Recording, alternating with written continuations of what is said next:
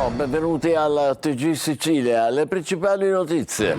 A Monreale migliaia di persone in silenzio ai funerali di Salvatore, Massimo e Andrea, vittime della strage di sabato notte. Per loro lungo applauso della folla, necessari 2 maxi schermi nelle piazze. Nella cattedrale l'arcivescovo Isacchi ammonisce: nessun luogo ormai è immune dalla violenza, ci vuole una radicale inversione di marcia. Durissime le parole in chiesa dei familiari dei giovani uccisi, istituzioni assenti come nulla fosse, e quella notte in piena movida non c'era in giro neanche una pattuglia. Il sindaco arcidiacono Monreale è in ginocchio. A Ragusa un uomo in stato di alterazione minaccia con un macete vigili e assistenti sociali e si barrica in casa. Le forze di polizia fanno irruzione nell'appartamento e disarmano l'esagitato. Allarme ambientale a San Leone, lido balneare di Agrigento. Le acque nere delle fogne finiscono sulla sabbia a pochi passi dal mare. La denuncia dell'associazione Mare Amico. Fiamme nella notte a Lampedusa, un incendio distrugge un ristorante frequentato dai turisti, mentre sull'isola continuano ad approdare centinaia di migranti. Ponte di inizio maggio con sole e caldo, ma per domenica sera previste piogge. Attrazione a Catania, non solo per i turisti, l'esposizione immersiva nelle opere di Van Gogh, e lunedì arriva il banco di mutuo soccorso. Calcio, non c'entra l'obiettivo continuità il Palermo, che cade in casa contro il Sud Tirol. Finisce 2-1, ma i rosanero restano sesti in classifica. In Serie C Catania inizia la preparazione per la prima gara playoff contro il Giuliano. Domenica al Massimino si prevede tutto esaurito.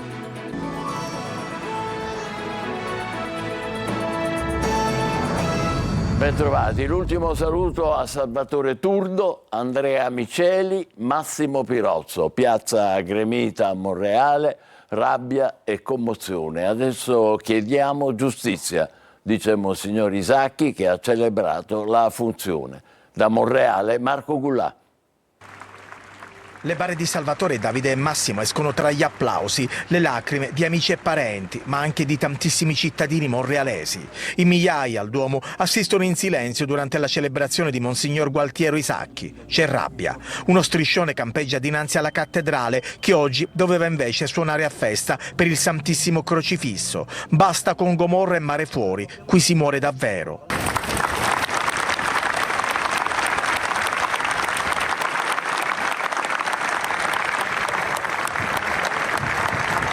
Essere qui davanti ai corpi senza vita di Andrea, Salvatore e Massimo ci pone brutalmente di fronte alla gravità della situazione sociale nella quale siamo immersi, dice durante l'omelia Monsignor Isacchi. Perché tanta ingiustizia? Perché questa violenza? E vorrei che in questa nostra celebrazione ripetessimo quella parola che molte volte martedì sera durante la fiaccolata i nostri giovani hanno pronunciato: giustizia. Monreale oggi si è fermata, negozi con le saracinesche abbassate, finiscono i funerali e le bare dei 3 ragazzi uccisi sfilano per le vie del paese. Commozione quando arrivano sul luogo della tragedia.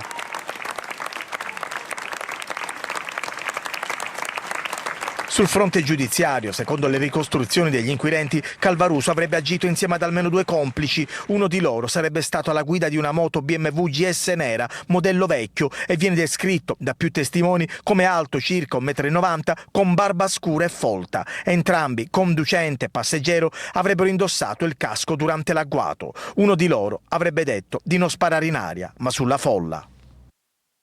Torniamo nella cattedrale di Monreale. Dure e toccanti le parole dei parenti delle vittime della strage, dalle istituzioni accusate di essere assenti ai mancati controlli la notte della movida, all'impossibilità di perdonare. E il sindaco arcidiacono ammette: siamo in ginocchio, non per paura. Eccoli in alcuni momenti raccolti da Marco Gullà. Stato che ci devono ascoltare. perché quella sera non è possibile che non c'era neanche una pattuglia di polizia, perché tutto questo si sarebbe potuto evitare.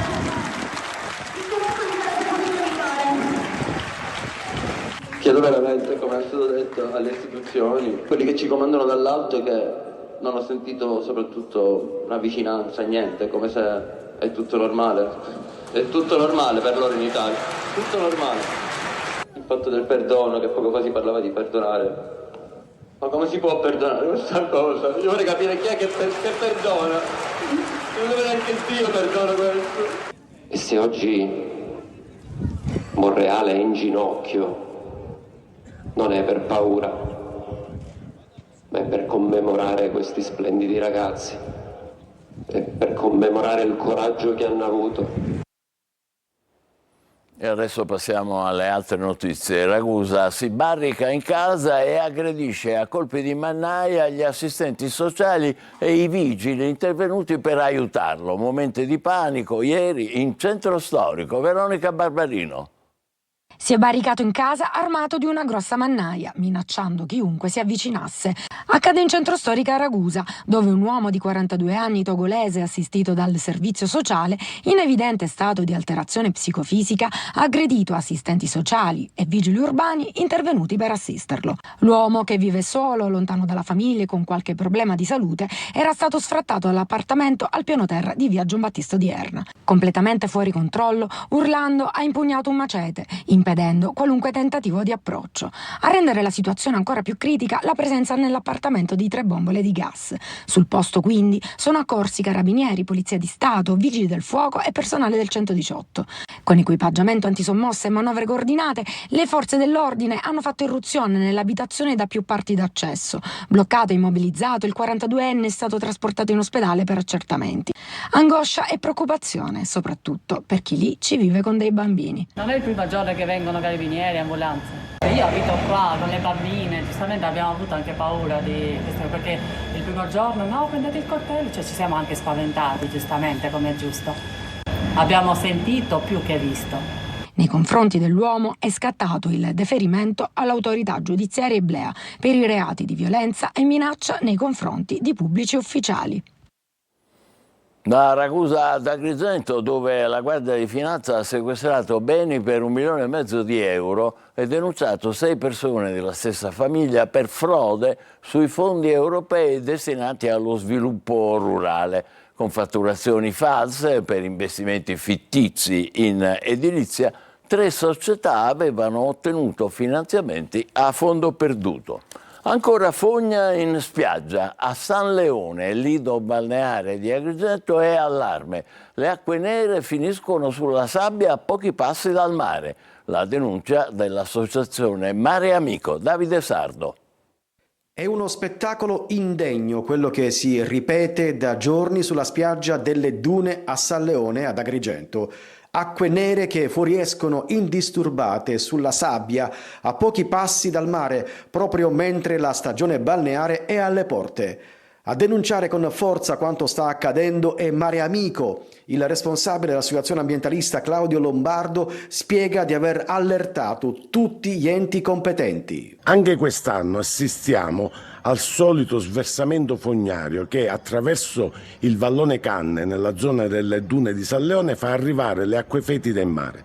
La cosa grave di quest'anno è che nessuno sta intervenendo, è intervenuta soltanto l'AICA per dirci che i loro impianti funzionano e hanno ritrovato un livello di inquinamento elevatissimo in mare. Chiediamo un intervento per scoprire chi sta inquinando il nostro mare.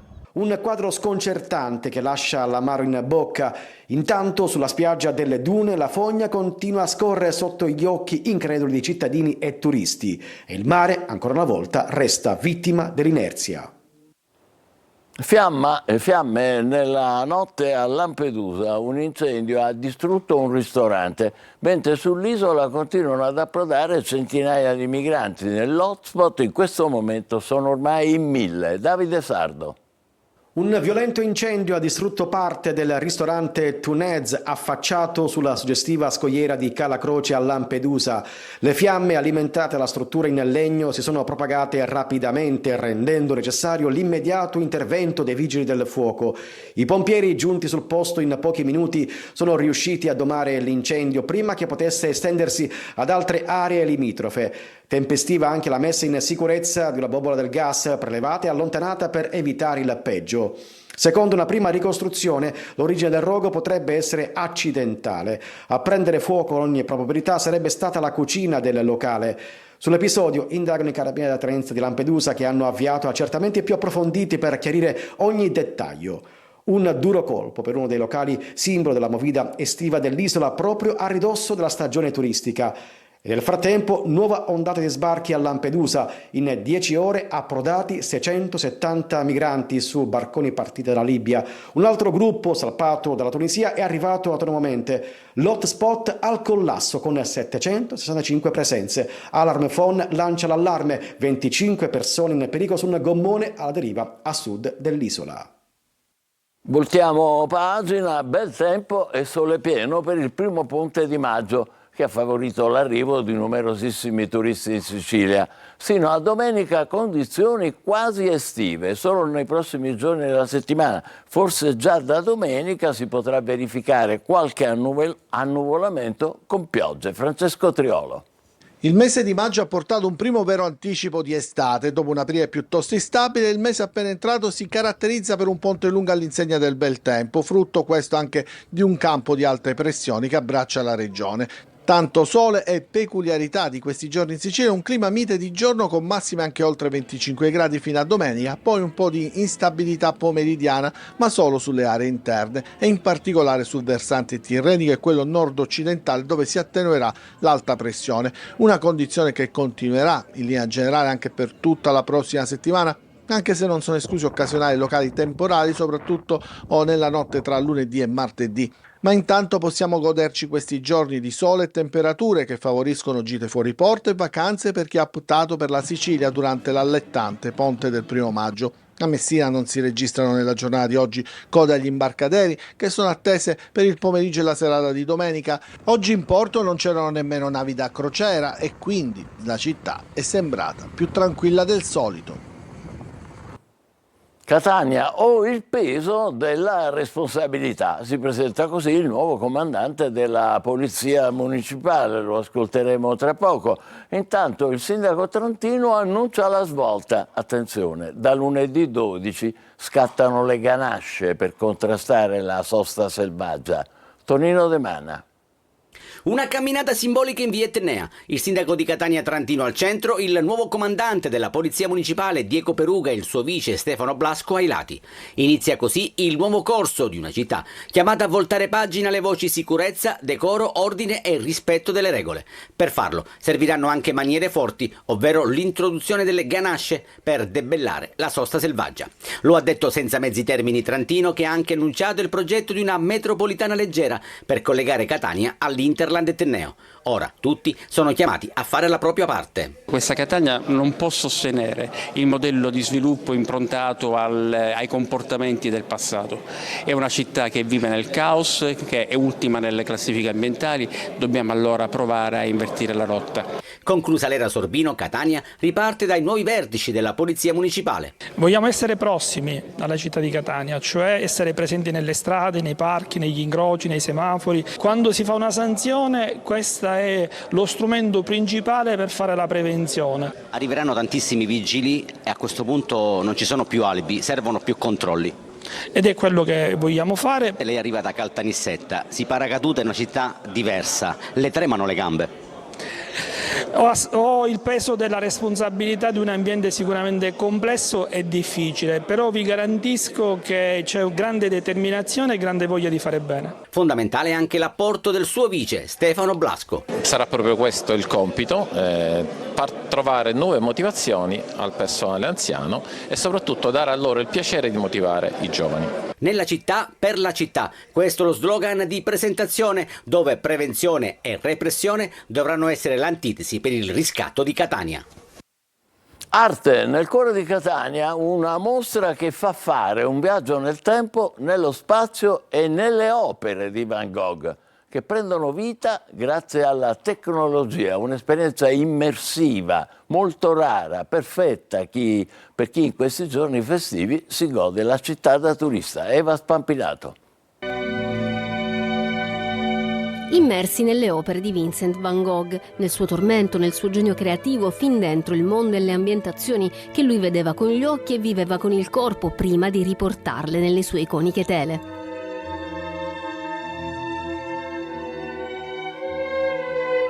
Nel cuore di Catania, all'interno della chiesa di San Giuseppe al Duomo in via Vittorio Emanuele II, a pochi passi dalla cattedrale, fino al 7 settembre si può visitare Van Gogh The Immersive Experience, un evento che rappresenta una vera e propria rivoluzione nell'approccio all'arte, capace di trasportare il visitatore dentro i mondi pittorici dell'artista olandese. Gli ospiti saranno prima circondati dalle opere che prendono vita, come la notte stellata sul Rodano, dove gli innamorati si muovono e le barche non sono ferme, ma vengono trasportate dalle onde. E poi arriva il momento di entrare fisicamente dentro la famosa stanza di Van Gogh grazie ai visori e alla realtà virtuale. Indossando questi occhiali, lo spettatore sarà catapultato, non senza un momento di smarrimento iniziale, nell'affascinante villaggio francese di Arles, dove Van Gogh ha trascorso alcuni dei suoi anni più intensi e creativi. Grazie alla multimedialità, lo spettatore diventa protagonista del racconto che scorre tra i colori e le pennellate di Van Gogh. A Catania. In tour con Storie Invisibili torna il Banco del Mutuo Soccorso con una trilogia dedicata alle storie che non fanno rumore e che rappresentano il vivere quotidiano. I concerti a Catania lunedì 5, a Palermo martedì 6, il 7 ad Agrigento. Giusy Lazzara. Non mi svegliate, ve ne prego. Poesia e musica, quella del Banco del Mutuo Soccorso di ieri e di oggi. Mai finita la voglia di progettare, così nasce Storie Invisibili. Per Vittorio Nocenzi, leader e fondatore del banco, il racconto diventa una trilogia, con 3 album collegati uno all'altro, che danno voce alle storie che non fanno rumore.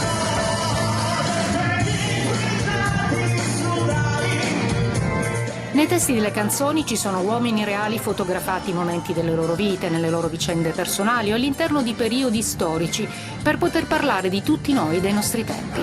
L'idea nasce nel 2015, un anno molto duro per il banco, con la scomparsa di Francesco Di Giacomo e Rodolfo Maltese. La storia del gruppo però è pronta a rinnovarsi e a ripartire, con la voglia di progettare qualcosa di mai fatto prima.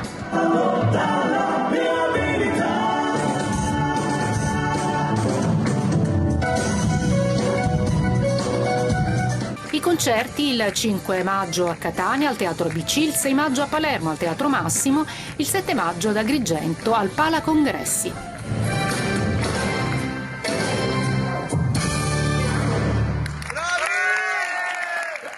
È il momento della nostra pausa, subito dopo per il calcio il nuovo stop casalingo del Palermo, sconfitto alla Barbera dal Sud Tirol, e l'attesa in casa Catania per l'esordio in play-off. State con noi.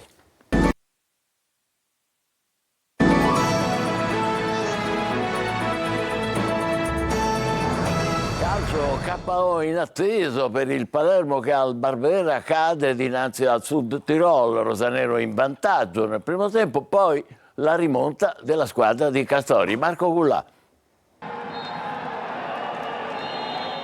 Ci risiamo, è quello che sicuramente avrà pensato il tecnico del Palermo Alessio Dionisi al triplice fischio della gara con il Sud Tirol. Vince la formazione di Castori per 2-1 e vince in rimonta. Il Palermo in vantaggio grazie a questo bellissimo gol di Ceccaroni nel primo tempo, nella ripresa spegne il motore e permette agli avversari di pareggiare e poi segnare la rete del sorpasso su rigore con Gori. Il solito Palermo che non riesce a mantenere il vantaggio, Dionisi sbaglia cambi e gestione del match. Rosanero che comunque restano sesti, le dirette concorrenti perdono tutte. Brutto risultato e un brutto secondo tempo, potevamo far meglio, non ci abbiamo creduto nonostante degli errori. Oggi siamo stati meno puliti, abbiamo fatto un discreto primo tempo, la cosa difficile era passare in vantaggio senza rischiare, e questo l'avevamo fatto, eravamo stati bravi e il secondo tempo sull'1-1 ci siamo innervositi e non deve succedere. E dire che il primo tempo del Palermo lasciava presagire ben altro, soprattutto dopo questa rete di Ceccaroni su assist di Poyampalo. Purtroppo il gol non ha portato punti alla squadra, quindi c'è un grande rammarico, perché ovviamente a fine primo tempo ero molto contento, poi il risultato non ci dà una mano.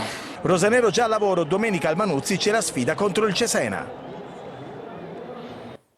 Allenamento stamattina per il Catania che prepara la sfida contro il Giuliano, primo scoglio nei playoff promozionale domenica sera al Massimino.